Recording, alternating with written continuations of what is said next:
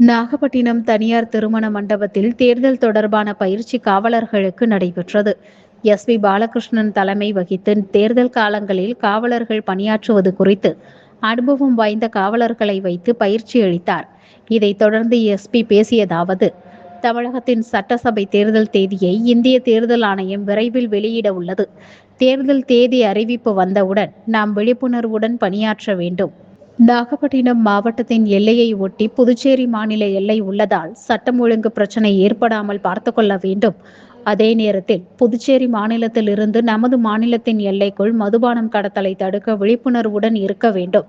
இதையெல்லாம் காவலர்கள் தேர்தல் தேதி அறிவிப்புக்கு முன்னரே செய்ய வேண்டும். இதற்காக தான் முன்னேற்பாடு கூட்டம் மாவட்டத்தில் உள்ள அனைத்து நிலை அலுவலர்கள் மற்றும் காவலர்களுக்கு நடத்தப்படுகிறது.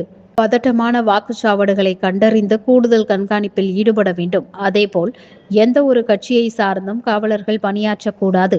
தேர்தல் நடத்தை விதிமுறைகளை நாம் பின்பற்ற வேண்டும். அதே நேரத்தில் மற்றவர்களையும் பின்பற்ற செய்ய வேண்டும். நாகப்பட்டினம் மாவட்டத்தில் அமைதியான முறையில் தேர்தல் மற்றும் வாக்கு எண்ணிக்கை நடைபெற அனைவரும் முழு அர்ப்பணிப்புடன் பணியாற்ற வேண்டும் என்றார்.